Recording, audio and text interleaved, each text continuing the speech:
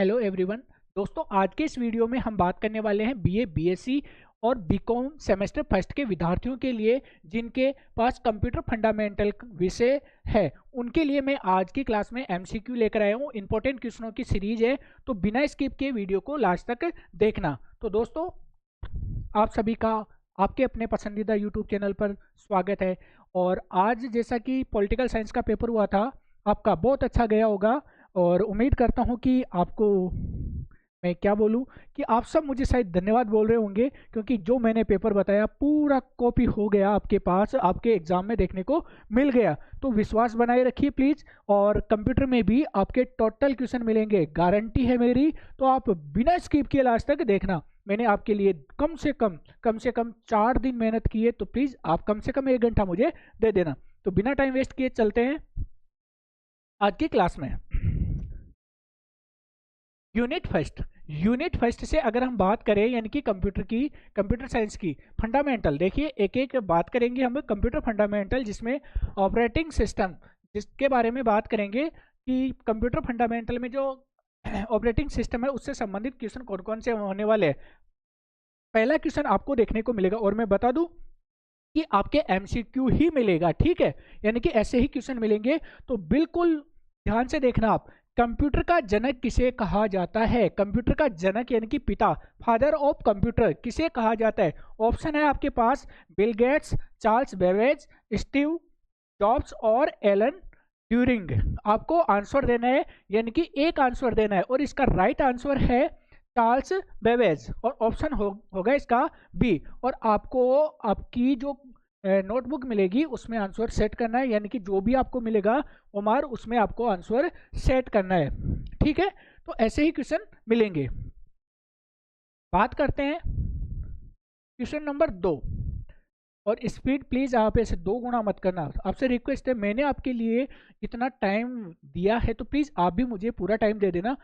बिल्कुल निश्चिंत रहिए, यहीं से आपको पूरा पेपर मिलेगा। तो नॉर्मल स्पीड में रखिए अपने वीडियो को, नॉर्मल जो सामान्य रहती है उसमें। क्वेश्चन नंबर 2, देखिए कंप्यूटर की सबसे छोटी इकाई क्या है? क्वेश्चन नंबर 2 है कंप्यूटर की सबसे छोटी इकाई क्या है? तो बाइट, बिट और निबल्स और वर्ड।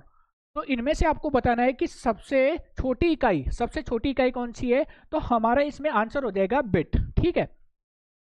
आप यहीं पर क्लियर कर लेना, लिखने की जरूरत नहीं है, बस यहीं पर वीडियो को 2 बार 3 बार देख लेना, आपका पूरा पेपर क्लियर हो जाएगा, ठीक है। बार बार लिखने की जरूरत नहीं है क्वेश्चनों को। तो मैं जल्दी जल्दी ले लेता हूं क्योंकि क्वेश्चन बहुत ज्यादा है, लेकिन इंपॉर्टेंट है। देखिए, एक बाइट में कितने बिट होते हैं? एक बाइट बराबर कितने बिट होते हैं, ठीक है, आपको बताना है। तो आंसर में आपको ऑप्शन मिलेंगे 4, 6, 8 और 16। तो आंसर हो जाएगा यहाँ पे 16, ठीक है। सॉरी, यहाँ पे आंसर हो जाएगा 8। आंसर क्या हो जाएगा? 8। एक बाइट बराबर 8 बिट होते हैं। नेक्स्ट क्वेश्चन है, सीपीयू का पूरा नाम रट लेना। ये क्वेश्चन आपको 100% देखने को मिलेगा, 100% देखने को मिलेगा। मैंने पॉलिटिकल में भी बोला था कि नारीवाद देखने को मिलेगा, मिल गया। संभववाद मिल गया, मिल गया। तो ऐसे सारे क्वेश्चन आपको देखने को मिलेंगे। जो मैं बोल दूं इंपॉर्टेंट, उसको तो अच्छे से देख लेना। तो सीपीयू का पूरा नाम आपको देखना है, तो मैं डायरेक्ट आंसर बोल रहा हूं इसका। तो सेंट्रल प्रोसेसिंग यूनिट, ठीक है, सेंट्रल प्रोसेसिंग यूनिट। समय को देखते हुए, क्योंकि क्वेश्चनों का संकलन थोड़ा ज्यादा है, तो मैं डायरेक्ट आंसर बताऊंगा, ठीक है। नेक्स्ट क्वेश्चन की बात करें, तो यहां पर अपने पास क्वेश्चन है, सीपीयू के मुख्य भाग कौन से हैं? सीपीयू के मुख्य भाग कौन कौन से हैं? तो आपको देखना है एलयू और सीयू, या फिर रैम और रोम, हार्ड डिस्क और रैम, या फिर मॉनिटर और कीबोर्ड। आपको पता है कि सीपीयू के जो इंपॉर्टेंट पार्ट्स है वो एलयू और सीयू है, ठीक है। एलयू और सीयू इसके इंपॉर्टेंट पार्ट्स होते हैं। बात करें नेक्स्ट क्वेश्चन की, तो क्वेश्चन है हमारा, एएलयू का कार्य क्या होता है, या एलयू का कार्य क्या है? तो एलयू का कार्य जो होता है वो आपको बताना है। डेटा संग्रहण का होता है, इनपुट लेना होता है, या गणना करना, या आउटपुट देना। तो इसका राइट आंसर हो जाएगा, गणना करना, ठीक है। क्या करना? गणना करना, इसका राइट आंसर हो जाएगा। बात करें नेक्स्ट क्वेश्चन की। नेक्स्ट क्वेश्चन है 7 नंबर क्वेश्चन। रैम किस प्रकार की मेमोरी है? आंसर आपको देना है रैम किस प्रकार की मेमोरी है। ऑप्शन है आपके पास स्थायी मेमोरी, ऑप्शन बी अस्थायी मेमोरी, ऑप्शन सी सेकेंडरी और ऑप्शन डी है आपके पास ऑप्टिकल मेमोरी। तो इसका राइट आंसर हो जाएगा अस्थायी मेमोरी। ठीक है, बात करें नेक्स्ट क्वेश्चन की, तो नेक्स्ट क्वेश्चन है हमारा ये यूनिट 5 से है। ठीक है, ध्यान रखना। क्वेश्चन नंबर 8, रोम का उपयोग किसके लिए होता है? रोम का उपयोग किसके लिए होता है? ऑप्शन आपके पास है प्रोग्राम चलाने के लिए, स्थायी निर्देश के लिए, इनपुट के लिए या आउटपुट के लिए। तो इसका राइट आंसर हो जाएगा स्थायी निर्देश के लिए। ठीक है, नेक्स्ट क्वेश्चन है केस मेमोरी। केस मेमोरी कहाँ होती है? केस मेमोरी कहाँ पाई जाती है? हार्ड डिस्क में होती है, सीपीयू में होती है, रैम में होती है, या फिर मॉनिटर में होती है, या फिर कीबोर्ड में होती है। तो आपके पास ये ऑप्शन है, इनमें से आपको राइट आंसर चूज करना है। तो राइट आंसर हो जाएगा इसका सीपीयू में। ठीक है, सीपीयू और रैम के बीच में ये लगी हुई होती है। कौन? Case memory. ठीक है, केस मेमोरी हो गई। इसके अलावा बात करें क्वेश्चन नंबर 10। क्वेश्चन नंबर 10 है इनपुट डिवाइस कौन सी है? इनपुट डिवाइस कौन सी है? अब देखो यहाँ आप थोड़ा सा समझ लेना कि इनपुट और आउटपुट क्या होता है। ठीक है, यहाँ इससे संबंधित क्वेश्चन यानी कि उदाहरण आपको जो ऑप्शन है वो थोड़े अलग भी मिल सकते हैं, तो इसको समझ लेना। देखो इनपुट क्या होता है, यानी कि ऐसे डिवाइस जिनकी सहायता से हम निर्देशों को कंप्यूटर में प्रेषित करते हैं, यानी कि कंप्यूटर को हम उससे निर्देशित करते हैं। यानी कि इनपुट जिससे कंप्यूटर क्या करता है, सूचनाओं को ग्रहण करता है, और आउटपुट जिनसे सूचनाओं को या वस्तुओं को क्या करता है, बाहर की ओर देता है। और एक होता है सॉफ्टवेयर, एक होता है हार्डवेयर। सॉफ्टवेयर जो अंदर इंस्टॉल होता है, और हार्डवेयर जो हमें दिखाई देता है, जैसे कि मॉनिटर, कीबोर्ड, माउस। ठीक है, इसके साथ साथ अगर बात करें हम कि इनपुट डिवाइस, माउस कौन सा डिवाइस है? इनपुट। ठीक है, प्रिंटर क्या है? आउटपुट। प्रिंटर से पेज निकलता है यानी कि बाहर निकलता है, और माउस कीबोर्ड से हम क्या करते हैं, उसको निर्देश देते हैं कंप्यूटर को। तो वो हो गया इनपुट, और प्रिंटर क्या हो गया? आउटपुट। स्पीकर होता है, स्पीकर से आवाज निकलती है, तो आवाज निकलती है यानी कि आउटपुट हो गया। राइट, तो इसमें पूछा गया इनपुट डिवाइस कौन सी है, तो प्रिंटर नहीं। ठीक है, प्रिंटर नहीं है, आउटपुट है। मॉनिटर, कीबोर्ड, स्पीकर, कौन सी है इनपुट डिवाइस? ठीक है, मॉनिटर आउटपुट है, कीबोर्ड और स्पीकर, स्पीकर भी क्या है? आउटपुट है, आउटपुट। ठीक है, मॉनिटर की बात करें तो मॉनिटर पर भी हम देखते हैं, तो ये भी क्या है? आउटपुट है। बात करें प्रिंटर की तो ये भी क्या है? आउटपुट है। और बच गया कौन सा? कीबोर्ड। कीबोर्ड की सहायता से हम क्या करते हैं? दिशा निर्देश देते हैं, तो कीबोर्ड इसका राइट आंसर हो जाएगा। नेक्स्ट क्वेश्चन है 11 नंबर, आउटपुट डिवाइस कौन सी होती है या कौन सी है? तो माउस, स्कैनर, प्रिंटर और कीबोर्ड। आउटपुट सीधी सी बात है, स्कैनर से हम क्या करते हैं? स्कैन करते हैं, यानी कि वो तो इनपुट हो गया, और बाकी आपको मैंने बता ही दिया। तो इसमें आउटपुट कौन सा हो गया? प्रिंटर। आउटपुट प्रिंटर हो गया। ठीक है, तो ऐसे आपको आंसर निकाल लेना है। बात करें नेक्स्ट क्वेश्चन की, क्वेश्चन नंबर 12, माउस किस प्रकार का डिवाइस है? माउस जो होता है वो किस प्रकार का डिवाइस है? आपको बताना है कि माउस किस प्रकार का डिवाइस है। आउटपुट है, इनपुट है, कौन सा है? देखिए इनपुट डिवाइस है, सीधा सीधा है कि आउटपुट है नहीं, स्टोरेज इसमें है नहीं, प्रोसेसिंग का है नहीं, तो सीधा सीधा इसका आंसर हो जाएगा इनपुट। बात करें नेक्स्ट क्वेश्चन की, क्वेश्चन नंबर 13। अब दो दो क्वेश्चन ले रहे हैं यहाँ पे। देखिए सॉफ्टवेयर कितने प्रकार के होते हैं? सॉफ्टवेयर कितने प्रकार के होते हैं? ऑप्शन 1, 2, 3, 4 आपको आंसर देना है। जो सॉफ्टवेयर होते हैं वो मेजर रूप से कितने प्रकार के होते हैं? 2 प्रकार के होते हैं। नेक्स्ट बात करें क्वेश्चन नंबर 14 की, तो सिस्टम सॉफ्टवेयर का उदाहरण है। सिस्टम सॉफ्टवेयर इनमें से कौन सा है? तो इसमें ऑप्शन में आपको मिलेंगे MS वर्ड, फोटोशॉप, विंडोज और एक्सेल। तो इसका राइट आंसर हो जाएगा विंडोज। ठीक है, बात करते हैं नेक्स्ट क्वेश्चन की। नेक्स्ट क्वेश्चन देखिए, एप्लीकेशन सॉफ्टवेयर का उदाहरण है। एग्जाम्पल यानी कि सॉफ्टवेयर कौन सा?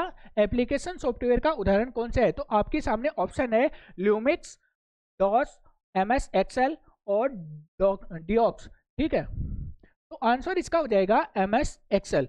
नेक्स्ट क्वेश्चन है इसमें नेक्स्ट क्वेश्चन, ऑपरेटिंग सिस्टम का मुख्य कार्य क्या होता है। ऑपरेटिंग सिस्टम का मुख्य कार्य आपको बताना है कि ऑपरेटिंग सिस्टम क्या करता है, गणना का कार्य करता है या फिर हार्डवेयर और यूजर्स के बीच इंटरफेस का कार्य करता है, प्रिंट करने का या स्टोरेज का करता है। तो इसका राइट आंसर हो जाएगा हार्डवेयर और यूजर के बीच इंटरफेस का कार्य करता है। कौन? ऑपरेटिंग सिस्टम का कार्य क्या होता है? हार्डवेयर और यूजर्स के बीच इंटरफेस का कार्य करने का काम किसका होता है? ऑपरेटिंग सिस्टम का होता है। इसी के साथ हम बात करते हैं नेक्स्ट क्वेश्चन की। तो नेक्स्ट क्वेश्चन, यूनिक्स किस प्रकार का ओएस है? तो देखिए इसमें single user, multi user, batch और रियल टाइम। तो इसका आंसर हो जाएगा मल्टी यूजर, यानी कि 2 या 2 से अधिक यूजर्स इसको एक साथ काम में ले सकते हैं। नेक्स्ट है विंडोज, क्वेश्चन नंबर 18। विंडोज किस प्रकार का इंटरफेस देता है? तो इसमें आपको ऑप्शन मिल जाएंगे जैसे कि CLI, GUI, टेक्स्ट और कमांडेड। तो इसमें GUI राइट आंसर आ जाएगा। ऐसे इस प्रकार लिनक्स क्या है? क्वेश्चन नंबर अगला, लिनक्स क्या है? हार्डवेयर है, एप्लीकेशन है, सॉफ्टवेयर प्रिंट सिस्टम है या फिर ब्राउजर? तो इसका राइट आंसर आ जाएगा ऑपरेटिंग सिस्टम है। ठीक है, तो ये क्वेश्चन आप थोड़ा सा ध्यान से देख लेना, इंपॉर्टेंट क्वेश्चन है, आने की इसकी संभावना है अपार। बढ़ते हैं आगे की ओर। CLI का पूरा नाम, CLI का पूरा नाम यहाँ पे आ सकता है कि CLI का विस्तार। ठीक है, क्वेश्चन ऐसे भी आ सकता है CLI का विस्तार कीजिए। तो विस्तार का मतलब होता है पूरा नाम, फुल फॉर्म। तो इसमें राइट आंसर हो जाएगा कमांड लाइन इंटरफेस। ठीक है, command line interface, sorry, command line interface इसका राइट आंसर हो जाएगा। बढ़ते हैं अगले क्वेश्चन की ओर, क्वेश्चन नंबर 21। और यहाँ 21 क्या 20 क्वेश्चन यूनिट फर्स्ट से हो गए। यूनिट सेकंड्स में देखते हैं जिसमें इंटरनेट और ईमेल से संबंधित क्वेश्चन आएंगे। इंटरनेट और ईमेल से संबंधित क्वेश्चन आपको पूछे जाएंगे। तो सीधा सा बात है कि सीधा सा क्वेश्चन आपको एक तो देखने को मिलेगा 100%। यहाँ से पहला दूसरा क्वेश्चन, यानी कि अपने यहाँ पे क्वेश्चन है www का पूरा नाम क्या है? तो www का पूरा नाम ये लो भाई साहब, आपके एग्जाम में आएगा। ये लो, लिख दिया मैंने, आएगा। तो इसका आंसर हो जाएगा वर्ल्ड वाइड वेब। याद रखना, ये तो आपको याद भी होगा, इंटरनेट यूज करते हो। तो www का पूरा नाम क्या है? तो वर्ल्ड वाइड वेब। नेक्स्ट है इसमें इंटरनेट, इंटरनेट के जनक किसे कहा जाता है? ये क्वेश्चन भी संभावना है इसकी। और आप फर्स्ट सेमेस्टर में हो तो आपका जो लेवल है उस लेवल के अकॉर्डिंग आपसे ये क्वेश्चन पूछा जा सकता है कि इंटरनेट का जनक कौन है। तो आंसर हो जाएगा इसका, आप कमेंट करके जरूर बताना, विंड सर्फ इसके जनक है। किसके? इंटरनेट के। नेक्स्ट क्वेश्चन है वेब ब्राउजर का उदाहरण है। वेब ब्राउजर का उदाहरण कौन सा है? जैसे गूगल क्रोम, गूगल क्रोम इसका उदाहरण है। नेक्स्ट क्वेश्चन बात करें यूआरएल का पूरा नाम। यूआरएल आता है, आपने देखा होगा कोई भी लिंक शेयर करते हो तो उसके साथ यूआरएल लिखा हुआ आता है। तो यूआरएल का पूरा नाम क्या है? Uniform resources locator. ठीक है, याद रखना, इंपॉर्टेंट है, यहाँ से भी क्वेश्चन ये आ सकता है, 90% चांस है इसके। ठीक है, बात करें आगे नेक्स्ट क्वेश्चन की, क्वेश्चन नंबर 25।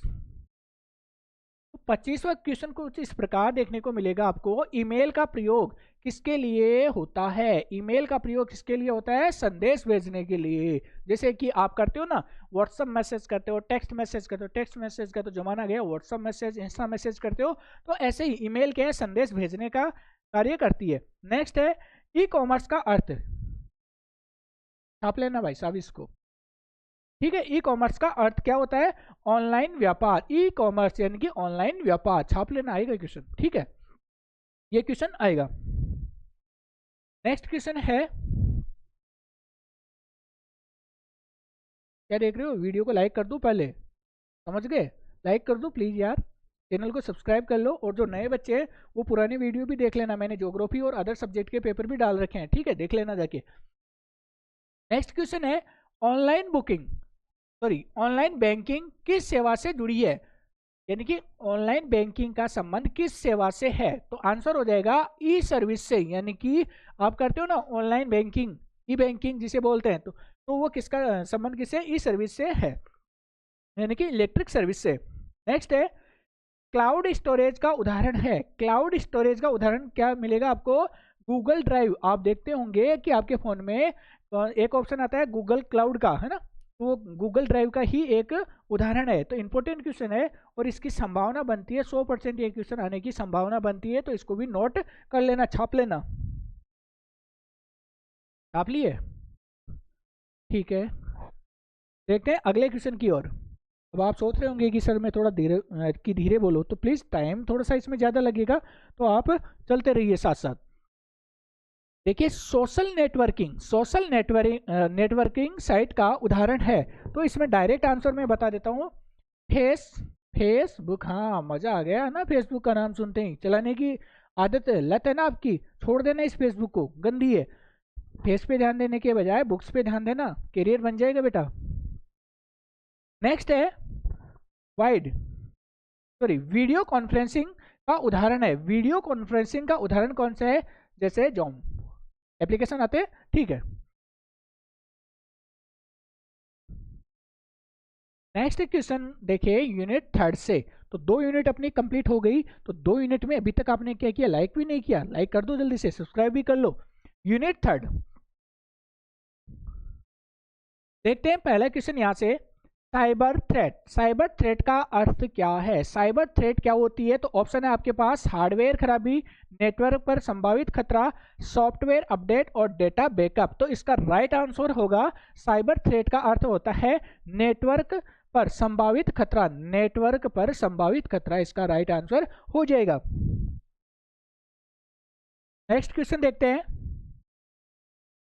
नेक्स्ट क्वेश्चन है क्वेश्चन नंबर 2 यूनिट 3 से। स्टेप वेबसाइट पहचानने का सही संकेत कौन सा है? यहाँ से क्वेश्चन आ सकता है, तो इसकी 50-50% जो संभावनाएं बनती है। देखिए यानी कि सेफ वेबसाइट का मतलब क्या होता है कि कैसे कि हम पहचाने। तो इसमें HTTP आएगा या HTTPS आएगा या FTP आएगा या SMTP आएगा। तो इसका राइट आंसर हो जाएगा, यानी कि सही कौन सा होगा? HTTPS, ठीक है। नेक्स्ट क्वेश्चन देखते हैं।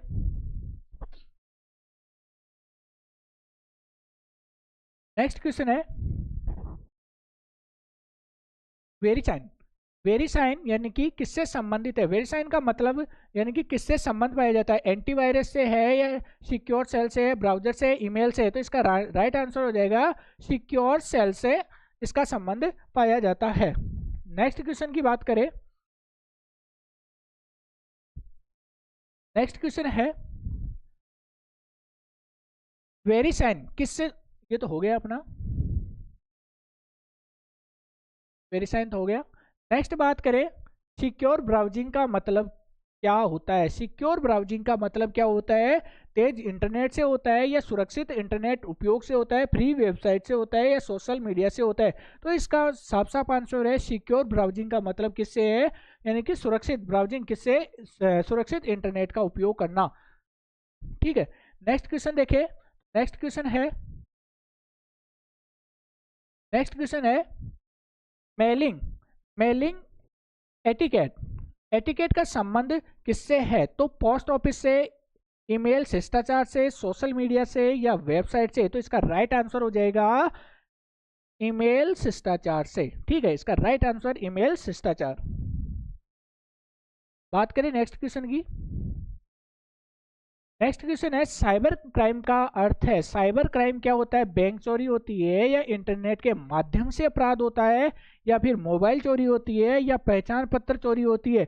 तो आपको पता है कि साइबर क्राइम किससे संबंधित होता है? इंटरनेट के माध्यम से होने वाला अपराध होता है। इंटरनेट के माध्यम से क्या की जाती है? जैसे कि आपके बैंक खाते खाली कर दिए जाते हैं, आपकी सिक्योरिटी जान ली जाती है या चुरा ली जाती है, आपके वीडियोस फोन को लॉक कर लिया जाता है, हैक कर लिया जाता है, तो वो सब साइबर क्राइम से संबंधित माने जाते हैं।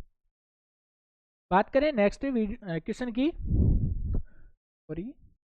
नेक्स्ट क्वेश्चन है साइबर क्राइम की रोकथाम के लिए क्या आवश्यक है? साइबर क्राइम को रोकने के लिए क्या करना चाहिए?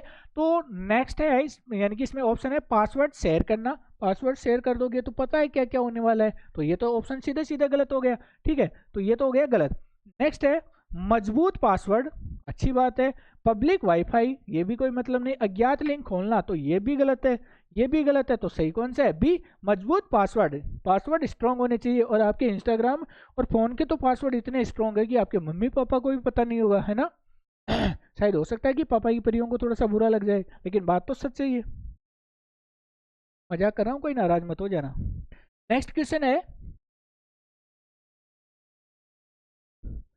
Cyber law. साइबर लॉ किससे संबंधित है? साइबर लॉ पापा के नहीं, मम्मी के मगरमच्छों से संबंधित है, वही करते हैं ज्यादा, है ना।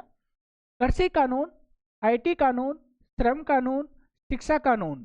सीधी सी बात है, साइबर लॉ किससे संबंधित है? आईटी कानून से संबंधित है। इसका राइट आंसर हो जाएगा आईटी कानून। ठीक है, नेक्स्ट बात करें तो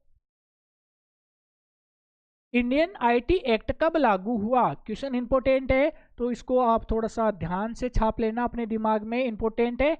इंडियन आईटी एक्ट कब लागू हुआ? इंडियन आईटी एक्ट की आपको डेट बतानी है, ठीक है। कब लागू हुआ? ये हुआ था 2005 में। कब हुआ था? सॉरी, 2000 में। इंडियन आईटी एक्ट 2000 में लागू हुआ था, 2005 नहीं, 2000 में। ठीक है, नेक्स्ट क्वेश्चन देखें तो नेक्स्ट क्वेश्चन है क्वेश्चन नंबर 10, यानी कि आईपीआर। ध्यान रखना, यहां से फुल फॉर्म भी पूछ सकता है, ठीक है। आईपीआर की फुल फॉर्म क्या होती है? तो आईपीआर का संबंध किससे है? तो जमीन से है, या रचनात्मक अधिकार से है, बैंक खाता से है, पहचान पत्र से है? तो इसका राइट आंसर हो जाएगा रचनात्मक अधिकार से इसका संबंध पाया जाता है। ठीक है, राइट आंसर क्या हो जाएगा इसका? रचनात्मक अधिकार। बात करें नेक्स्ट क्वेश्चन की, तो नेक्स्ट क्वेश्चन है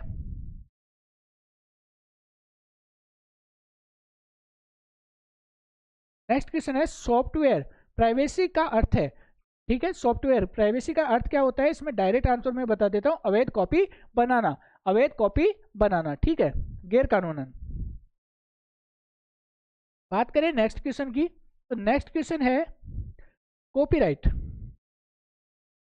कॉपीराइट का संबंध किससे है? विचार से, रचना की सुरक्षा से, मशीन से, नेटवर्क से? तो रचना की सुरक्षा से संबंधित है कॉपीराइट। कॉपीराइट क्लेम आता है ना, यूट्यूब पे आता है, या फिर अदर वीडियो आप प्लेटफॉर्म पे वीडियो डालते हो तो वहाँ पे कॉपीराइट क्लेम आता है। यानी कि आपने किसी के जो रचना है, या फिर वीडियो है, या फिर कोई भी चीज़ है, उसकी आपने क्या कर ली? कॉपी कर ली, यानी कि उसकी चोरी कर ली। तो ये रचनात्मक से सुरक्षा से संबंधित होता है। बात करें नेक्स्ट क्वेश्चन की, नेक्स्ट क्वेश्चन है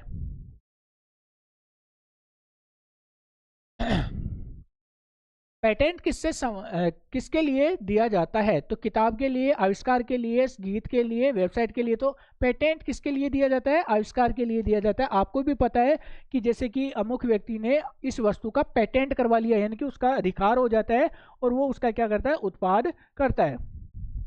नेक्स्ट क्वेश्चन की बात करें तो नेक्स्ट क्वेश्चन है अपना क्वेश्चन नंबर 14। देखिए, प्रॉपर्टी सॉफ्टवेयर का उदाहरण है, तो डायरेक्ट इसका आंसर है विंडोज। ठीक है, नेक्स्ट बात करें हम क्वेश्चन नंबर 15 की, free and open secure software का। ठीक है, free and open secure software का उदाहरण है, तो इसमें एमएस वर्ड, विंडोज, लिनक्स और फोटोशॉप। तो आंसर इसका लिनक्स, डायरेक्ट इसका सीधा सीधा आंसर है, ये तो आपको भी आता होगा। नेक्स्ट है, हाँ, यहाँ पे जीपीएल, जीपीएल लाइक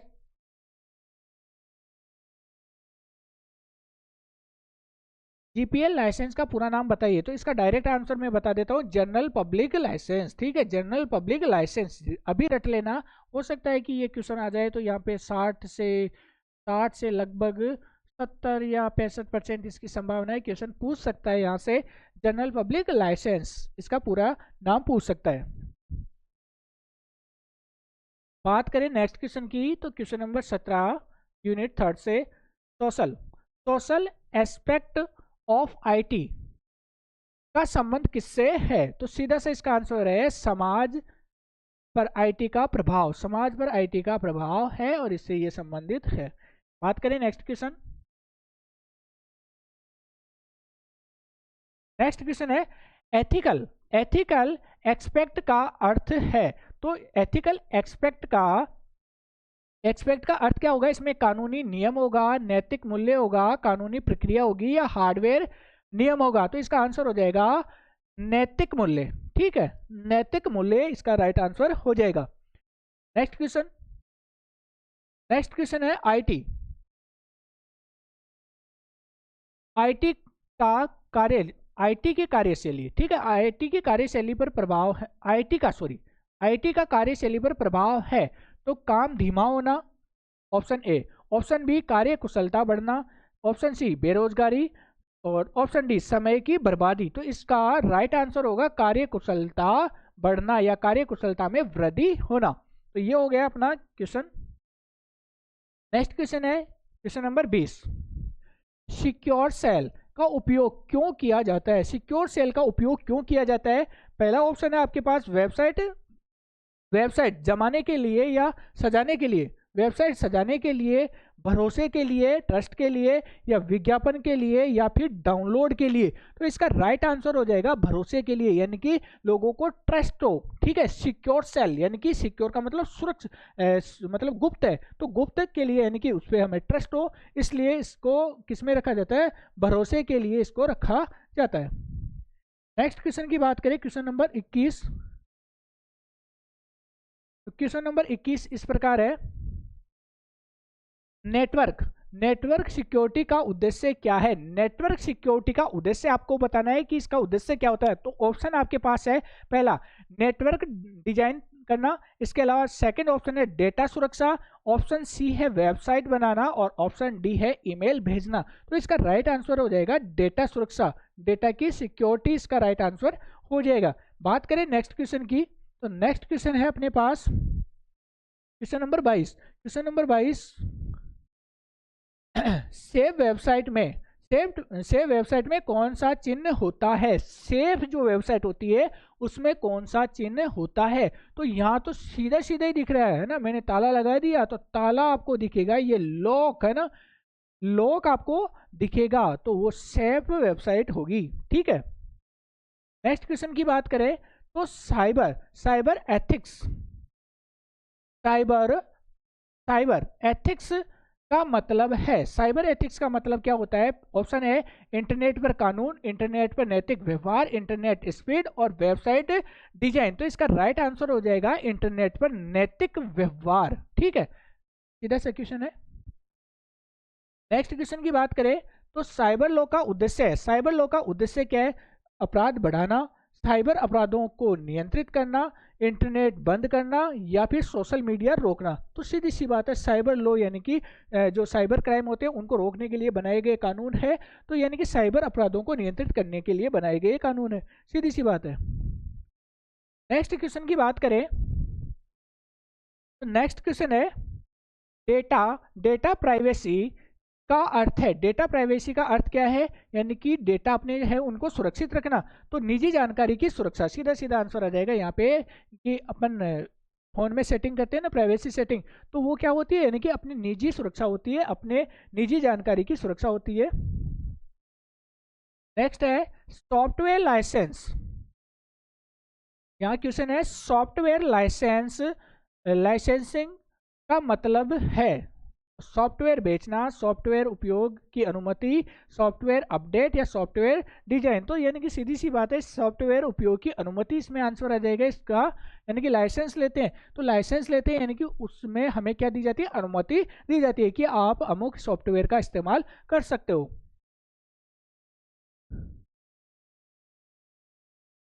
अगर अभी तक आपने वीडियो को लाइक नहीं किया तो प्लीज़ लाइक कर देना, चैनल को सब्सक्राइब कर लेना, और एक प्यारा सा कमेंट लिख के भेज देना, और साथ ही साथ आप कहाँ से हो प्लीज़ ये भी कमेंट कर देना। ठीक है, और आपका पॉलिटिकल साइंस का पेपर कैसे गया प्लीज़ बताना ज़रूर।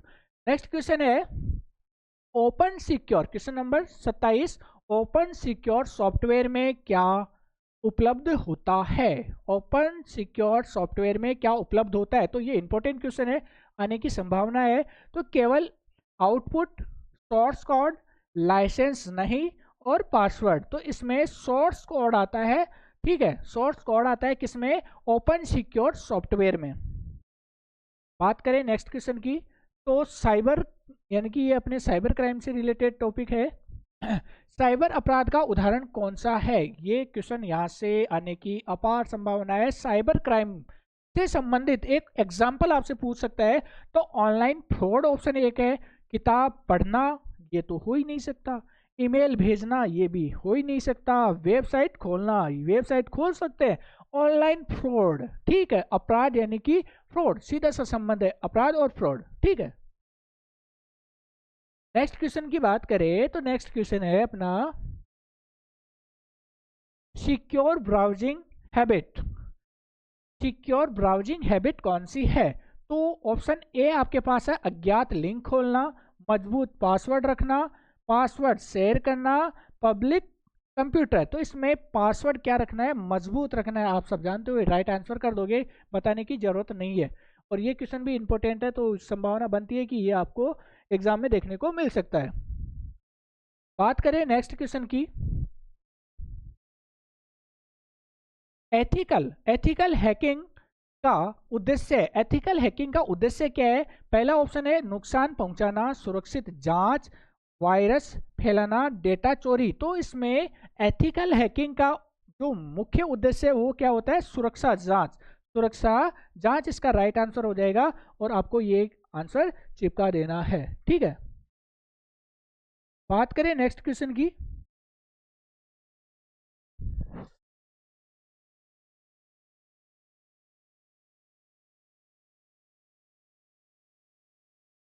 नेक्स्ट क्वेश्चन देखते हैं। क्वेश्चन नंबर 31 नंबर का जो क्वेश्चन है वो है साइबर क्राइम से सबसे अधिक प्रभावित क्षेत्र कौन सा है? साइबर क्राइम से संबंधित या प्रभावित, सबसे ज्यादा प्रभावित क्षेत्र कौन सा है?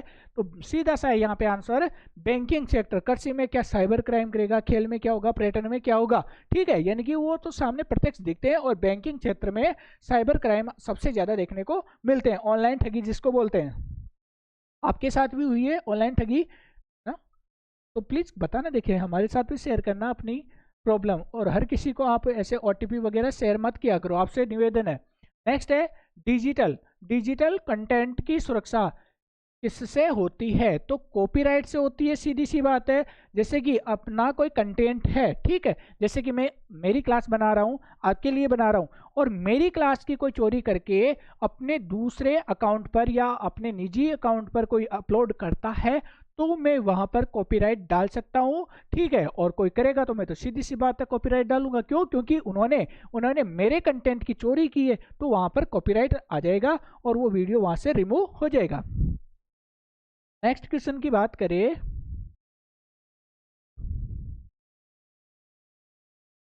Question number 33, social networking site का जोखिम है। ये क्वेश्चन आपको देखने को मिल सकता है, इसकी भी अपार प्रबल संभावना है, ठीक है। कौन सा? सोशल नेटवर्किंग साइट का जोखिम है, ठीक है। पहला इसमें ज्ञान वृद्धि, तो ये तो सच ही नहीं रहा। गोपनीयता हानि, हाँ यहाँ हो रहा है। और बात करें शिक्षा की, तो शिक्षा में कोई नुकसान नहीं है, संचार में कोई दिक्कत नहीं आती। इसका राइट आंसर आ जाएगा गोपनीयता हानि, यानी कि अपनी निजी जानकारी इसमें क्या हो सकती है? शेयर हो सकती है, साझा हो सकती है।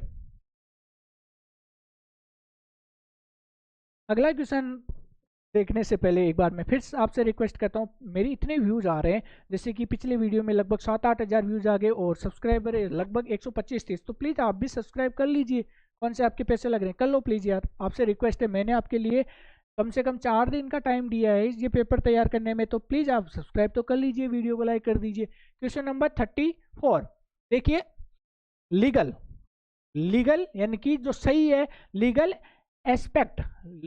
एक्सपेक्ट ऑफ आईटी का संबंध है। तो इसमें ऑप्शन है तकनीकी नियम, आईटी कानून, हार्डवेयर, सॉफ्टवेयर डिजाइन। तो इसका राइट आंसर आ जाएगा, यानी कि आईटी से संबंधित है तो आईटी कानून, यहां पर सीधा सीधा आंसर सही अपना बी हो जाएगा। बात करें नेक्स्ट क्वेश्चन की, नेक्स्ट क्वेश्चन है साइबर अवेयरनेस का मतलब है, ठीक है, अवेयरनेस, साइबर अवेयरनेस का मतलब क्या होता है? इंटरनेट डर से, साइबर सुरक्षा की जानकारी से, सोशल मीडिया से, या गेमिंग से। तो सीधा से इसका आंसर साफ साफ दिख रहा है कि साइबर सुरक्षा की जानकारी से रिलेटेड ये है साइबर अवेयरनेस, ठीक है। नेक्स्ट है ऑनलाइन फ्रॉड। तो आप देखते हो आपकी लाइफ में भी हुआ होगा। ऑनलाइन फ्रॉड से बचने का तरीका है, आपके लिए इम्पोर्टेंट है, तो प्लीज़ इस मतलब क्वेश्चन को अपनी लाइफ में भी उतारना। ऑनलाइन जो फ्रॉड होता है आपके साथ, उससे बचने का सही तरीका कौन सा है? या ओटीपी साझा करना। ओटीपी साझा करेंगे तो ज़्यादा ठगी होगी, सीधी सी बात है, ज़्यादा ठगी होगी, तो ये तो हो गया इसका गलत आंसर। नेक्स्ट है संदिग्ध कॉल अनदेखी, यानी कि जो अनजान नंबरों से कॉल आता है अनजान नंबरों से कॉल आता है वो हमें रिसीव नहीं करना चाहिए। हाँ बिल्कुल, ये बात तो सही लगती है। नेक्स्ट देखते हैं अज्ञात लिंक क्लिक। अज्ञात लिंक पर भी हमें क्लिक तो नहीं करना चाहिए, ये भी मतलब इसका सही है। पासवर्ड आसान रखना, नहीं ये तो गलत है। ठीक है, अब यहाँ पर देखो दो इसके आंसर आ रहे हैं। ठीक है, थोड़ी सी मिस्टेक हो गई, यहाँ पे दो ऑप्शन मैंने डाल दिए, तो इसके ये दोनों ही सही है इसमें, यानी कि इसका राइट आंसर क्या हो जाएगा? बी व सी। ठीक है, बी और सी, यानी कि हमें संदिग्ध कॉल क्या करना चाहिए? अनदेखी। अब इसमें बचने का तरीका क्या है? एक तो हमें जो संदिग्ध कॉल आते हैं उनको नहीं लेना चाहिए, और दूसरी अज्ञात लिंक क्लिक नहीं करना चाहिए। ठीक है, नेक्स्ट क्वेश्चन देखते हैं। नेक्स्ट क्वेश्चन है आर्टिकल इश्यू का उदाहरण है। पहला ऑप्शन है इसमें डेटा चोरी, ईमेल लिखना, वेबसाइट देखना और सर्च करना। तो इसका डेटा चोरी। ठीक है, आपके डेटा की चोरी होती रहती है। कैसे होती है? आपने कोई एप्लीकेशन इंस्टॉल कर लिया और उसमें आपने अपनी जानकारी दे दी, परमिशन अलाउ कर दी, वो आपके क्या करता रहता है? डाटा चोरी करता रहता है। अगर आप चाहते हो कि आपकी डाटा चोरी कैसे रोकी जाए, तो आप कमेंट कर सकते हो, मैं आपके लिए वीडियो बना सकता हूँ। आपके डाटा की चोरी बच जाएगी और आपके डाटा जो 1 GB होता है वो भी ज़्यादा चलने लग जाएगा। सही बात है, मजाक नहीं कर रहा हूँ मैं। अब आप बोल रहे होंगे कि सर हमारे अनलिमिटेड है। अनलिमिटेड है बेटा, फिर स्पीड धीरे हो जाती है, ये भी पता है आपको। नेक्स्ट क्वेश्चन देखते हैं साइबर लॉ। साइबर लॉ किस देश में लागू होता है?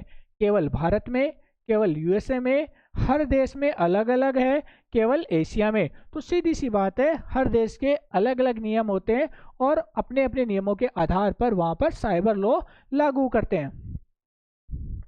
नेक्स्ट क्वेश्चन है 39, क्वेश्चन नंबर 39। अभी तक तो 200-250 सब्सक्राइबर कम से कम मुझे मिल जाने चाहिए थे और लगभग 700-800 घंटे मिल जाने चाहिए थे, लेकिन आप तो बहुत लूज चल रहे हो। आईटी एक्ट 2000 का उद्देश्य है। आईटी एक्ट 2000 का उद्देश्य क्या है? पहला ऑप्शन है ई कॉमर्स को बढ़ावा, साइबर अपराध को रोकना, दोनों ए और बी, केवल अपराध। यानी कि इसमें ई कॉमर्स को बढ़ावा देना है और साइबर अपराध को रोकना, दोनों इसमें राइट आंसर है, यानी कि इसका ऑप्शन सी करेक्ट आंसर हो जाएगा। ठीक है, नेक्स्ट क्वेश्चन देखते हैं, क्वेश्चन नंबर 40। नेटवर्क सिक्योरिटी में क्या शामिल है? नेटवर्क सिक्योरिटी में क्या शामिल है? डेटा संरक्षण, वायरस सुरक्षा, अनाधिकृत प्रवेश रोकना, उपरोक्त सभी। तो यहाँ पर राइट आंसर हो जाएगा उपरोक्त सभी। डेटा संरक्षण भी है, वायरस सुरक्षा भी है और अनाधिकृत प्रवेश रोकना भी इसमें शामिल किया जाता है नेटवर्क सिक्योरिटी में। नेक्स्ट बात करें क्वेश्चन नंबर 41। क्वेश्चन नंबर 41, ठीक है, यह है सॉफ्टवेयर लाइसेंस क्यों जरूरी है? ठीक है, अच्छा क्वेश्चन है, सॉफ्टवेयर लाइसेंस क्यों जरूरी है? डिजाइन के लिए, कानूनी उपयोग के लिए, स्पीड बढ़ाने के लिए, वायरस हटाने के लिए? तो सीधी सी बात है, कानूनी उपयोग के लिए इसका राइट आंसर हो जाएगा। कानूनी उपयोग के लिए सॉफ्टवेयर लाइसेंस जरूरी होता है। बात करें नेक्स्ट क्वेश्चन की, तो नेक्स्ट क्वेश्चन है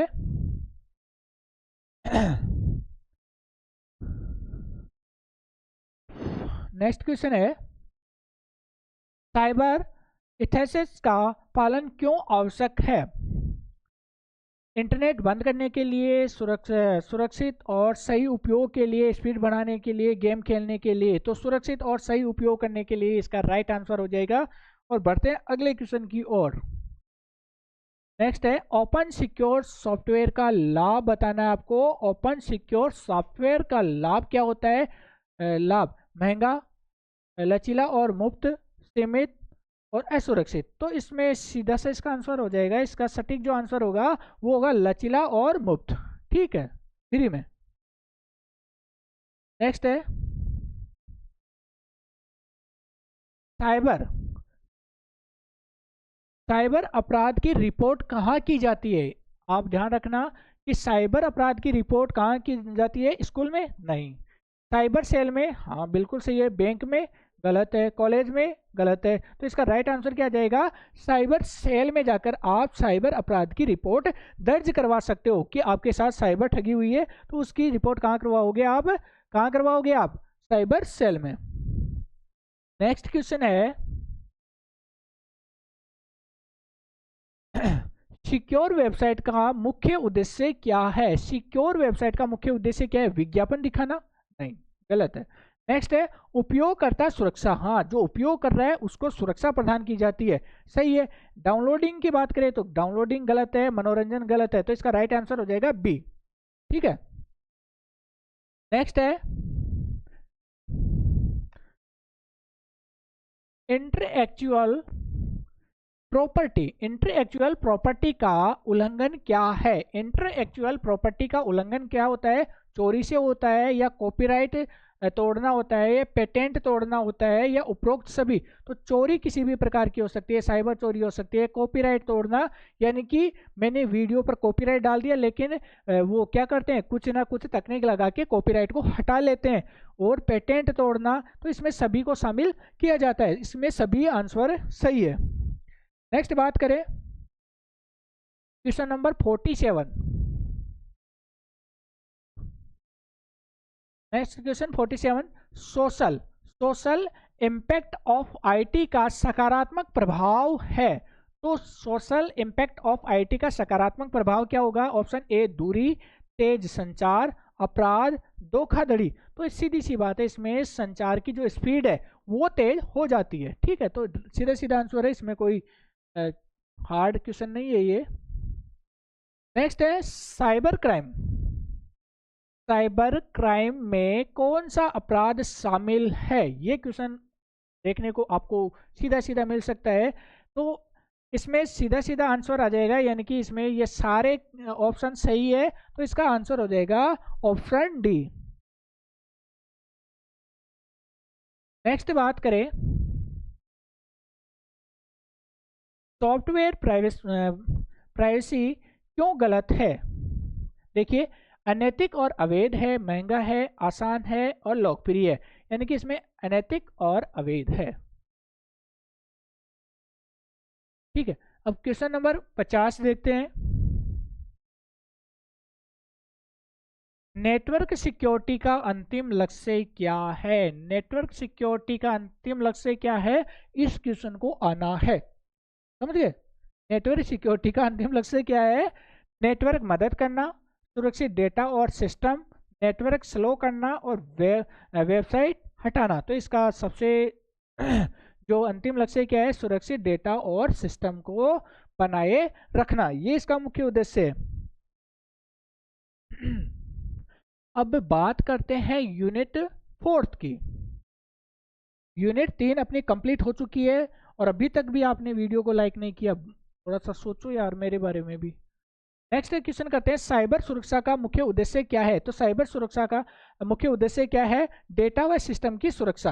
राइट आंसर हो जाएगा इसका डेटा व सिस्टम की सुरक्षा। नेक्स्ट क्वेश्चन है पैसिव अटैक। पैसिव अटैक का मुख्य उद्देश्य क्या है? तो पैसिव अटैक का मुख्य उद्देश्य क्या होगा? पैसिव अटैक का मुख्य उद्देश्य क्या है? इसमें जानकारी को बिना बदले प्राप्त करना, जानकारी को बिना बदले ही प्राप्त करना। ऑप्शन में डायरेक्ट आंसर बता रहा हूं क्योंकि वीडियो काफी बड़ा हो जाएगा, इसलिए डायरेक्ट आंसर बता रहा हूं। ठीक है, नेक्स्ट क्वेश्चन है एक्टिव अटैक में क्या किया जाता है? एक्टिव अटैक में क्या किया जाता है? केवल निगरानी की जाती है, डेटा में परिवर्तन किया जाता है, सिस्टम बंद कर दिया जाता है, बैकअप लेना। ठीक है, इसका आंसर हो जाएगा डेटा में परिवर्तन। राइट आंसर हो जाएगा डेटा में परिवर्तन। नेक्स्ट क्वेश्चन की बात करें तो नेक्स्ट क्वेश्चन है कंप्यूटर वायरस होता है। तो कंप्यूटर वायरस क्या होता है? इसका राइट आंसर हो जाएगा प्रसारित हानिकारक प्रोग्राम, यानी कि ये अपने आप ही प्रसारित होते रहते हैं बिना बुलाए। बोलते हैं ना कि ये वायरस है ना, कीड़ा है, बिना बुलाए आ जाते हैं साले। सॉरी, शब्द मैंने गलत यूज कर लिया, इसके लिए क्षमा चाहता हूँ। नेक्स्ट है मेलवेयर शब्द का अर्थ है, मेलवेयर शब्द का अर्थ क्या होता है? इसका डायरेक्ट आंसर हो जाएगा malicious malicious software. Right answer हो जाएगा सी। नेक्स्ट बात करें एडवेयर का मुख्य उद्देश्य क्या है? एडवेयर का मुख्य उद्देश्य क्या है? तो इसमें डेटा डिलीट करना, विज्ञापन दिखाना, पासवर्ड चुराना, सिस्टम बंद करना। तो इसका राइट आंसर हो जाएगा विज्ञापन दिखाना। ठीक है, नेक्स्ट क्वेश्चन की ओर बढ़ते हैं। क्वेश्चन देखते हैं, ये इंपॉर्टेंट है, यहाँ से आने की संभावना है। इंपॉर्टेंट क्वेश्चन है तो इसको आप छाप लेना दिमाग में। रेशम वेयर क्या होता है या क्या करता है? तो इसका राइट आंसर हो जाएगा फाइल एनक्रिप्ट कर पैसे मांगता है। ठीक है, राइट आंसर हो गया इसका। नेक्स्ट क्वेश्चन है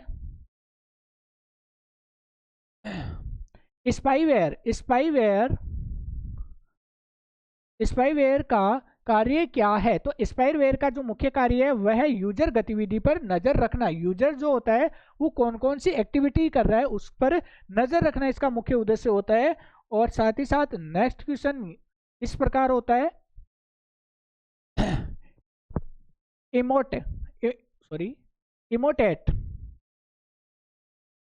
इमोटेट किस प्रकार का खतरा है? इमोटेट किस प्रकार का खतरा है? हार्डवेयर वायरस है या ट्रोजन मेलवेयर है या फिर फायर वॉल है या फिर एनक्रिप्शन है? तो इसका राइट आंसर हो जाएगा बी, ट्रोजन मेलवेयर। नेक्स्ट बात करें आइडेंटिटी डेप्थ का अर्थ होता है, तो इसका राइट आंसर हो जाएगा पहचान की चोरी। आइडेंटिटी डेप्थ थेफ्ट का मतलब क्या होता है? पहचान की चोरी करना। ठीक है, नेक्स्ट क्वेश्चन है डॉस अटैक का पूरा नाम क्या है? डॉस अटैक आपसे पूछा जा सकता है एग्जाम में। डॉस अटैक क्या होता है? तो डॉस अटैक के बारे में आपको इसका पूरा नाम याद रखना है और इसका राइट आंसर हो जाएगा बी, डेनियल ऑफ सर्विस। ठीक है, नेक्स्ट क्वेश्चन देखते हैं डॉस अटैक का उद्देश्य क्या होता है? डॉस अटैक का मुख्य उद्देश्य क्या होता है वो आपको बताना है। तो इसका मुख्य उद्देश्य होता है सर्विस को बाधित करना, जो सर्विसेज होती है उनको बाधित करना ही डॉस अटैक का मेन उद्देश्य होता है। नेक्स्ट है man in the middle attack. ठीक है, man in the middle attack में क्या होता है? सारा सिस्टम इसमें क्या होता है? हैकर दो पक्षों के बीच आ जाता है, यानी कि दोनों पक्षों के बीच में आ जाता है कौन? हैकर, और सिस्टम को हैक कर लेता है। नेक्स्ट है फिशिंग अटैक। फिशिंग अटैक किसके लिए प्रयोग होता है? तो इसमें राइट आंसर हो जाएगा नकली वेबसाइट से जानकारी चुराना, लोकल या फ्रॉड वेबसाइट बनाना और उससे निजी जानकारियां चुराना। इसलिए हर कोई वेबसाइट पर आप अपनी जानकारी शेयर मत किया करो, हर कोई बेकार वेबसाइट पर आप मत जाया करो। वहां से आप क्या आपकी जो चोरी होती है, यानी कि आपकी जो पर्सनल सिक्योरिटी है या फिर आपकी जो प्राइवेसी है वो लीक हो जाती है। नेक्स्ट क्वेश्चन है फिशिंग सामान्यतः किस माध्यम से होती है? तो ये मुख्य रूप से ईमेल या मैसेज के माध्यम से होती है। आपके पास मेल आती है, आप उसको ओपन कर लेते हो और आप इसके शिकार हो जाते हो। नेक्स्ट क्वेश्चन है एसक्यूएल इंजेक्शन, इंपॉर्टेंट है। एसक्यूएल इंजेक्शन किससे संबंधित है? तो ये इंपॉर्टेंट क्वेश्चन है, तो प्लीज इसको आप थोड़ा सा ध्यान से देखना। तो इसका संबंध किससे होता है? हार्डवेयर से होता है, डेटाबेस से होता है, नेटवर्क केबल से होता है या फिर एंटीवायरस से होता है? तो इसका सीधा सीधा संबंध किससे होता है? डेटाबेस से होता है। ठीक है, बढ़ते हैं अगली इंजेक्शन की ओर। देखो एसक्यूएल इंजेक्शन में क्या किया जाता है? एसक्यूएल इंजेक्शन में क्या किया जाता है? वायरस हटाया जाता है या फिर गलत एसक्यूएल कमांड डाली जाती है या फिर डेटा बैकअप किया जाता है या फिर इसमें एनक्रिप्शन किया जाता है। एनक्रिप्शन किया जाता है, तो इसका राइट आंसर हो जाएगा गलत एसक्यूएल कमांड वाली, इसमें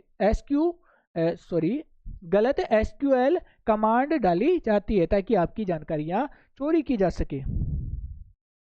नेक्स्ट क्वेश्चन है पासवर्ड अटैक का उद्देश्य क्या है? पासवर्ड अटैक का उद्देश्य क्या है? पासवर्ड मजबूत बनाना, पासवर्ड तोड़ना, या फिर फाइल एडिटिंग या एनक्रिप्ट करना और वायरस हटाना। तो सीधी सी बात है, पासवर्ड अटैक है तो पासवर्ड तोड़ना इसका राइट आंसर हो जाएगा ऑप्शन बी। नेक्स्ट बात करें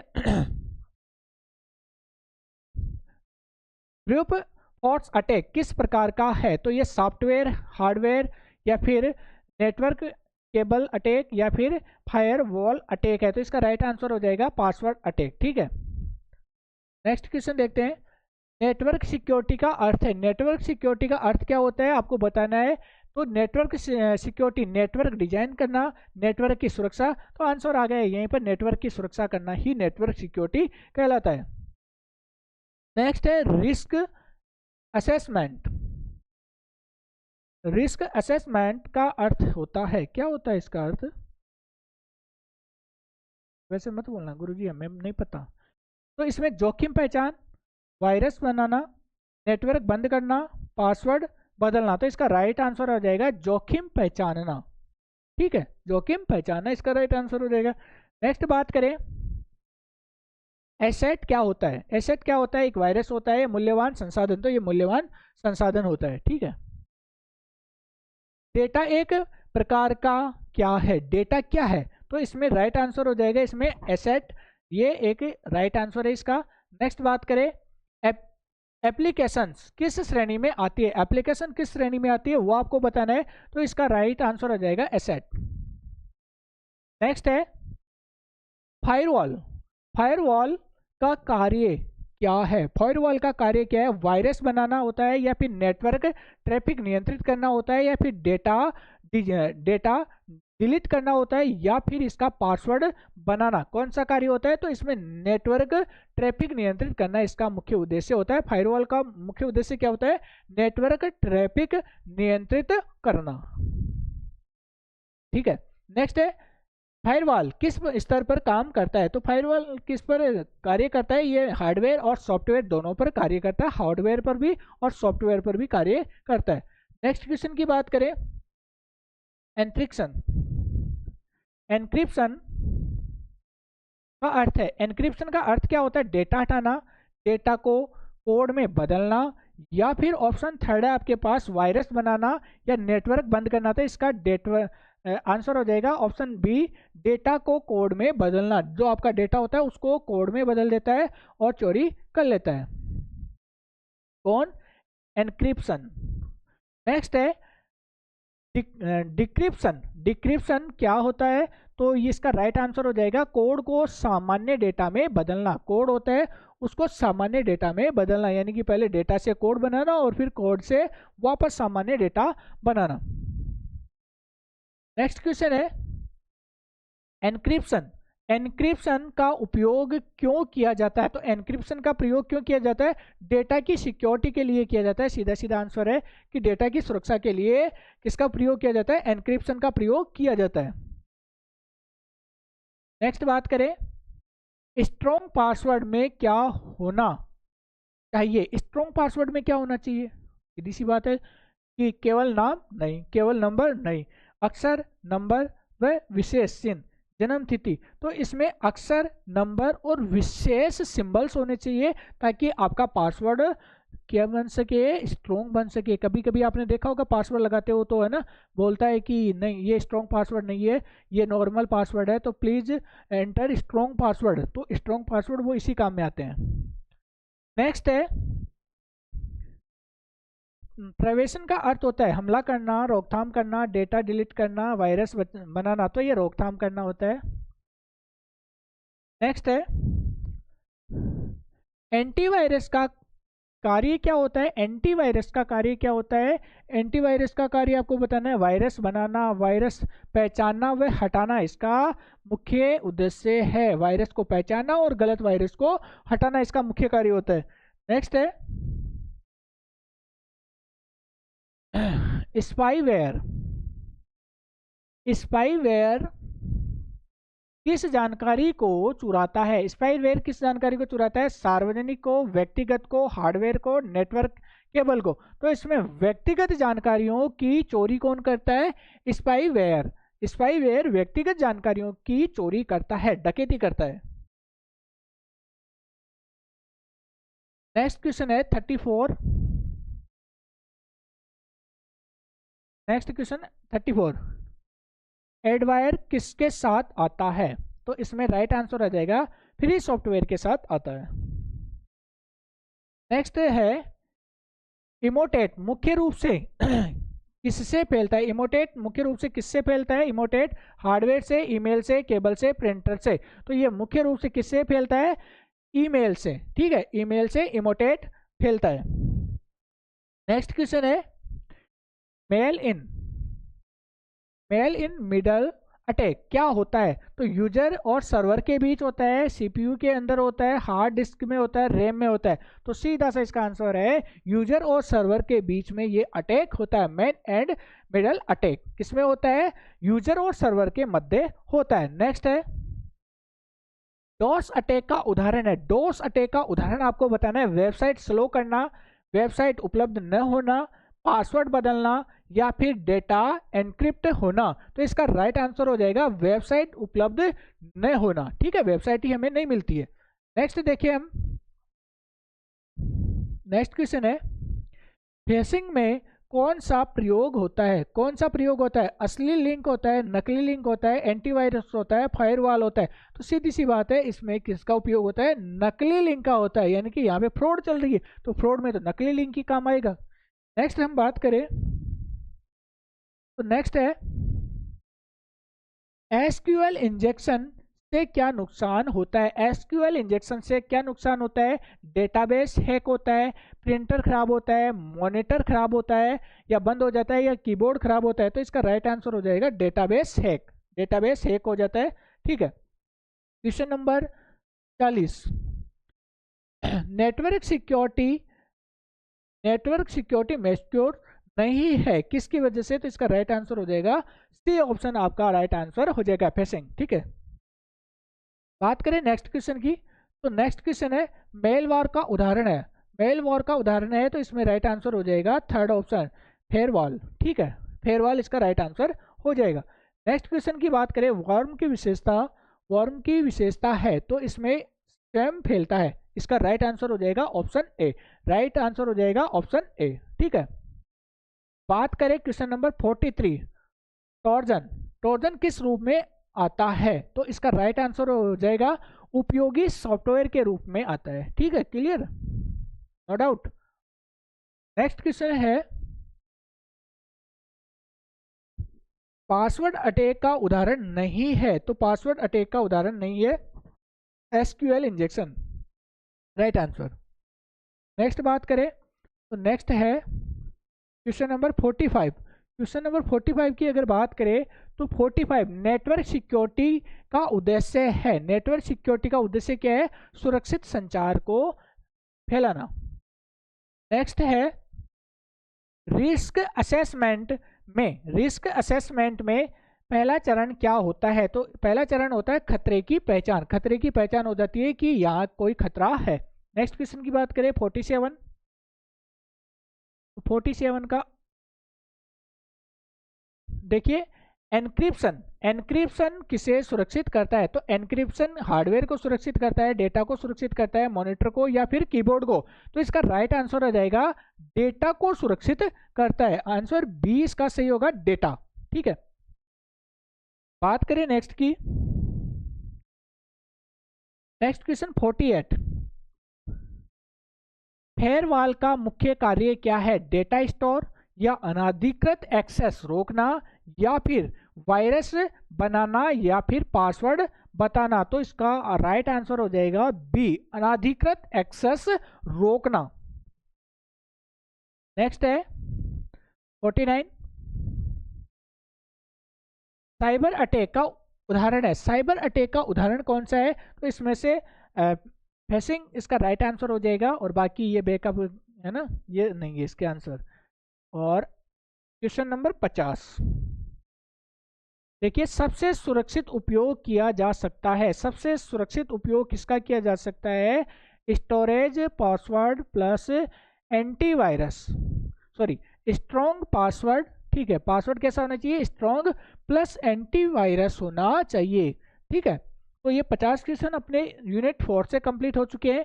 तो इस प्रकार आज की हमारी ये कंप्यूटर की क्लास यहीं पर समाप्त होती है। मैं आपको इतना तो विश्वास दिला सकता हूँ कि आपके अच्छे मार्क्स, अच्छे से भी अच्छे मार्क्स इस पेपर से या इस क्लास से मिल जाएंगे। कुछ बच्चे कमेंट करते हैं कि सर पूरा पेपर मिल जाएगा। अरे बेटा, आप तो हमें 1 घंटा दिए हो, तो 1 घंटे में अगर आपको 40 से 45 नंबर मिलते हैं और पॉलिटिकल का पूरा पेपर मिल गया, यानी कि 1 घंटे में मैंने पूरे नंबर आपको दिलवा दिए, तो प्लीज़ थोड़ा सा विश्वास बनाए रखना। अगर आपको वीडियो पसंद आया तो वीडियो को लाइक करना, चैनल को सब्सक्राइब करना, और साथ ही साथ आप सबसे रिक्वेस्ट है कि प्लीज़ अपने दोस्तों के साथ कम से कम अपने एक दोस्त के साथ जरूर शेयर करना, ताकि उनको भी मदद मिल सके। तो फिलहाल आज के लिए इतना ही, और एक बार फिर से आपको हैप्पी न्यू ईयर, और आपका नया साल आपके लिए बहुत अच्छा हो। इन्हीं शुभकामनाओं के साथ मिलते हैं नेक्स्ट वीडियो में एक नए टॉपिक के साथ और एक नए जोश और उमंग के साथ। तब तक के लिए goodbye, good night, take care, bye.